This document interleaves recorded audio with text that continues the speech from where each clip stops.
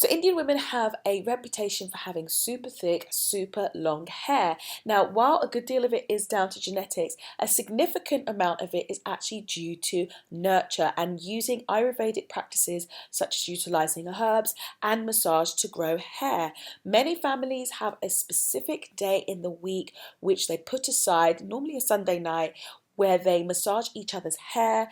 And some families, I know some mothers who will oil their children's hair every 3 days and give a really good scalp massage and distribute the oil to the ends of the hair.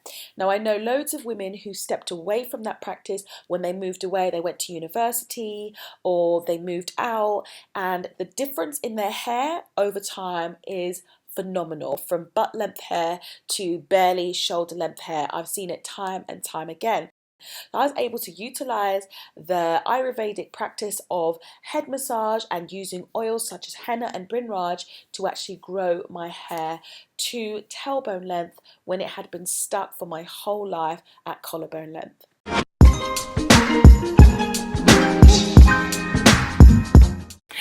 Welcome back to my channel. In this video I am going to be looking at how you can use Ayurvedic herbs and practices to get your hair growing in absolute beast mode. Like, seriously, the key to changing my hair length retention has absolutely hands down been using Ayurveda when it comes to stimulating hair from the scalp, when it comes to strengthening the hair to make sure that none of it is actually lost during the styling and detangling process. It has been Ayurveda all the way. Also, if you are new to my channel, please do hit that subscribe button and hit that thumbs up. I cannot tell you enough how much it helps me for you to do a simple thing like hitting a thumbs up button. It does help a lot more people to be able to see it and benefit from the videos. If you found it to be in any way helpful, it would really be appreciated by me if you could hit that thumbs up. We are going to be focusing on two things. We're going to be focusing on some of the herbs that are used and be looking at massage techniques and pressure points you really want to pay attention to when you're doing your overall hair massage. So let's get started. I'm not going to spend too much time talking about henna because I talk about it a whole lot on my channel. I am going to leave links below this video if you are interested, but it has been utilized by me to the most. Like, it does the most. Like, literally, if you have crevices and gaps in your hair shaft, it will fill it in and deposit on it. It is great for strengthening hair. One of the things that I have to say about all of these Ayurvedic herbs is that they do have the potential to strengthen your hair to the point that they do make the strands feel a little bit dry. So you have to be careful to balance it out with using oils and using a moisturizing deep conditioner. Maybe the best way to use it is in a mask, but you can take any of these herbs, put them into some hot water, infuse overnight, use them as a rinse, use them as a refreshing spray. They grow really well if you mix them with aloe vera juice and a little bit of water.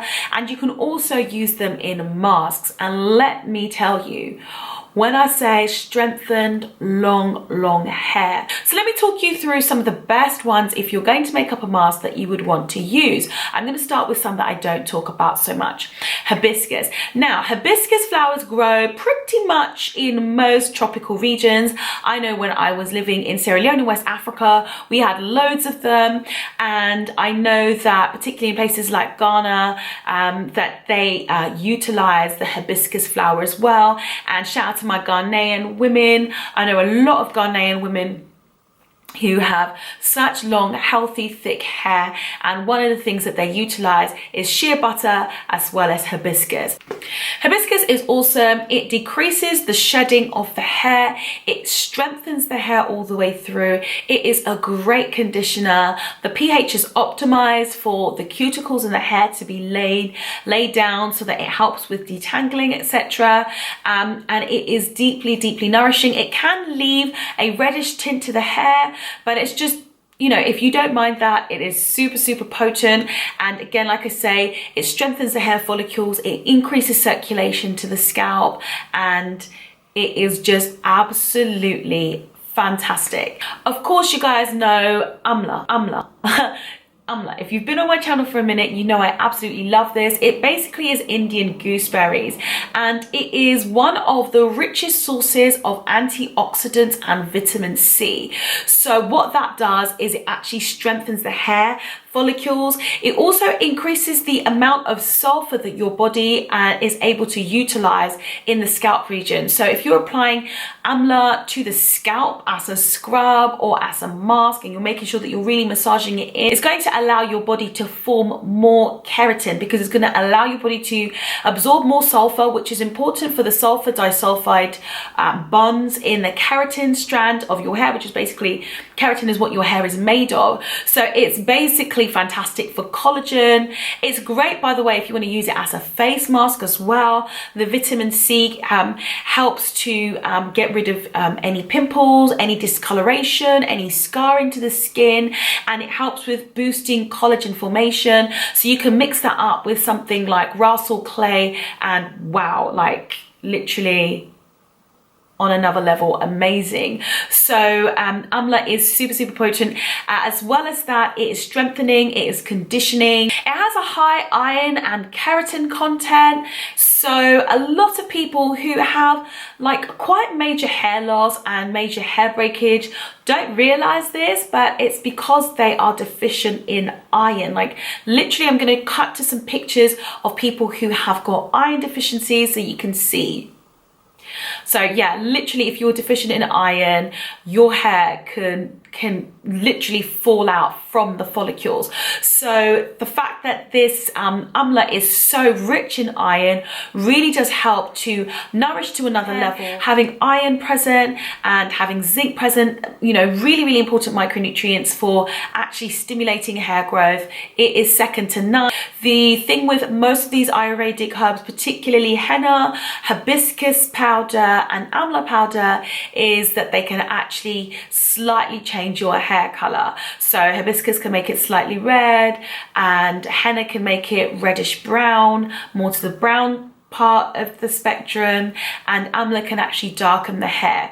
It also has nutrients in there that helps your hair to hold on to the pigmentation, so it actually delays the graying process. Another really powerful Ayurvedic herb is bhringraj, which literally translates into king of hair.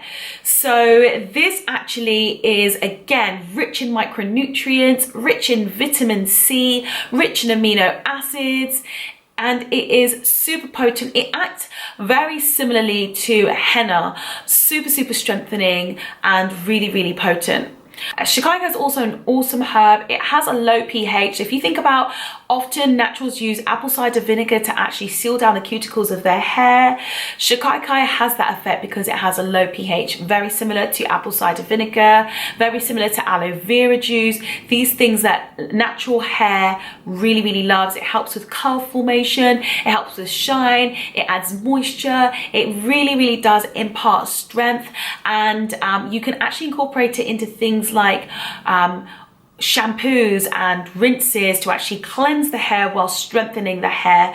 And again, like applying it directly to the scalp, maybe using it as a mild exfoliant, maybe using it in a mask, really does stimulate hair growth, because again, it is potent in micronutrients and it really does promote scalp health. A lot of people do focus on you know, treating the ends of their hair and doing protein treatments, etc, but the truth is, unless your scalp is healthy, unless your scalp is stimulated, unless you hold on to the hair follicles you have by maintaining a healthy scalp, you are not going to be able to reach your maximum potential. And shikakai is one of those scalp loving, pH balancing herbs that you can use for that. Another herb that I would really like to focus on is fenugreek. It of course plays a massive role in my hair growth oil. So many of you guys have told me that fenugreek has been the one and giving you amazing results in my hair growth oil. If you've not seen that video, please be sure to check it out. I will link that just here. But fenugreek is best soaked in oil. Now you can soak it and infuse the oil, which can then be applied to the scalp, or what you can do is you can actually make a paste of fenugreek and use that to exfoliate your scalp. Just a point to note, it can be difficult to get out of your hair when it is in its wet form, so I would suggest that if you are going to blitz the fenugreek, first off, soak it in oil or soak it in water and then blitz it, apply it to the scalp, then use something like a tangle teaser to actually comb it out with conditioner after you've applied it. And then once it's dry, if you give your hair a really good shake, then all the rest should be able to come out of your hair, no problem.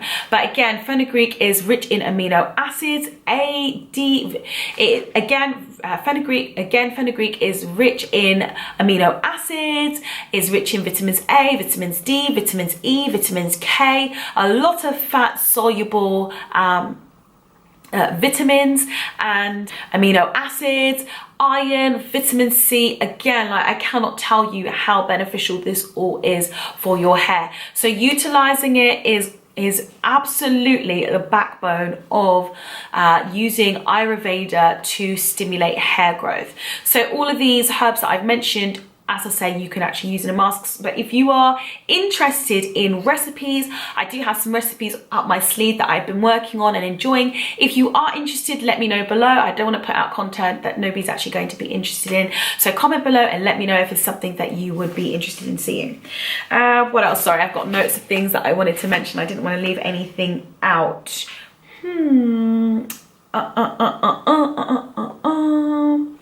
Okay, so Indian scalp massages. So your scalp or your skull actually has main blood vessels that come up through here, here, and at the back, which supply your scalp and your brain with oxygen and all the nutrients that your blood carries. So being the furthest point from your heart, highest up, is not the easiest place in your body to get, you know, nutrients and oxygen to your scalp.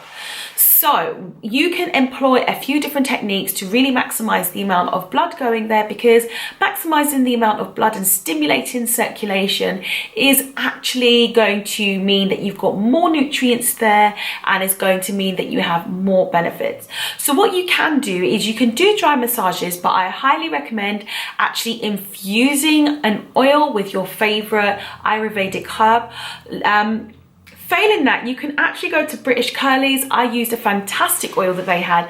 It was by a company called Ayurveda. It smells incredible and it's infused with lots of Ayurvedic herbs, and it was absolutely fantastic. I actually need to pick myself up some more, like, pronto.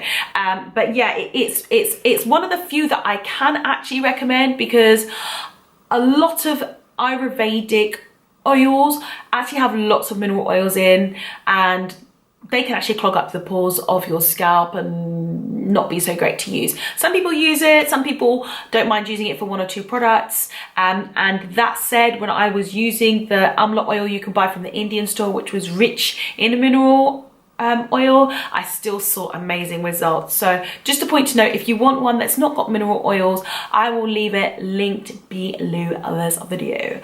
But in any case, infuse your own oil. I've got a video on how to do that if you don't want to go out and purchase something new and you've already got coconut oil and these herbs at home. And then you can actually utilize Ayurvedic pressure points for your massage.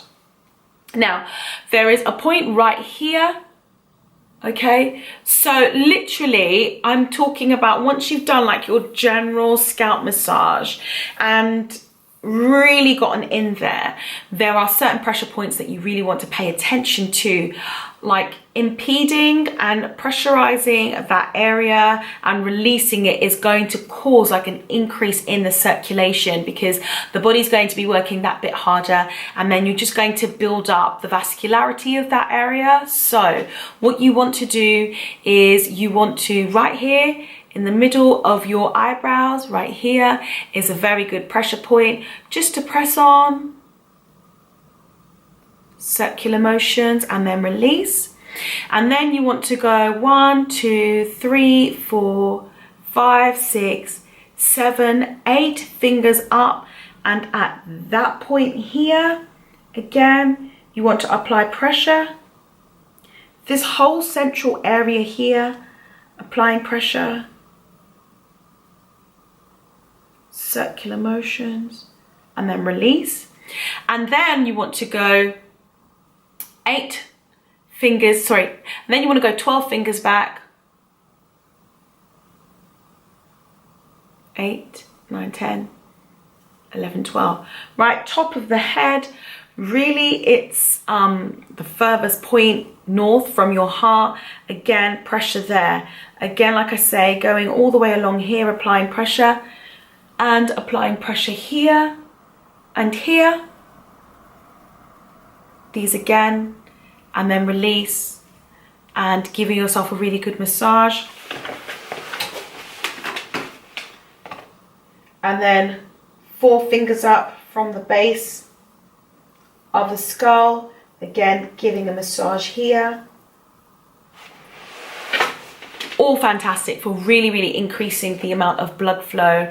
And really, scalp massages are very important. Scalp care is very important. I would recommend a few things. I would recommend that you want to do a general massage, then you want to do a sort of pressure point focus. These are called the mamma points in the scalp. And the other thing you want to do is you want to make sure your scalp is exfoliated. I'm telling you, I was literally like, when I saw my scalp, when the trichologist magnified my scalp and the amount of dry skin there was on my scalp, I was really shocked, and it really made me up my game in a couple of things. Applying oil to my scalp, of course, but also exfoliating. Now, you can use a paddle brush to exfoliate your scalp, but of course, if you're a natural, if you've got kinky hair, curly hair, it just spells disaster. I have a scalp massaging brush, which I'll link below. I've got like a 50% discount code on there, which you can check that out. You can actually use that in circular motions. It is so relaxing, and it really does again increase the blood flow to your scalp, as well as exfoliating. You can use it with oils, or you can use it actually as you're in the shower, once you shampooed a section of your hair, going in quarters. Really focus on using the scalp massaging brush on both sides and then at the back. This serves to increase blood flow. This serves to exfoliate the scalp as well. And the other thing you want to do is stay away from sulfate containing shampoos. Any shampoo that contains ingredients that you cannot pronounce and that look like just stay away from them, because the likelihood is it's actually going to dry your scalp, and that's not good for anybody. Okay, so if you're interested in actually picking up an exfoliant for the scalp, you can actually pick up some. I know that Kiehl's does some, but I can probably run through some simple DIY exfoliants if you're interested in those on my channel. Again, just let me know. You can use things like hibiscus powder, you can use things like sugar, you can use masks with Ayurvedic powders as well, for example. But if you're interested in any like Ayurvedic washes, or if you're interested in any scalp exfoliants, etc., please do let me know. So I hope you found this video to be helpful. If you did, please be sure to give me a thumbs up. As I say, it really does help support my channel and help keep me going in churning out content, because it increases visibility and it really does motivate me knowing that it is helping people out. Also, let me know if there's anything that I mentioned in this video that you would like to see an upcoming video on. Also, be sure to hit that subscribe button, and let's keep this conversation going in the comment section below. I am at the moment doing my best to reply to every single comment, so please comment below if you have any questions, or you can also hit me up on my Instagram, which I will leave on the screen now. So I'll see you in the next video, guys. Bye.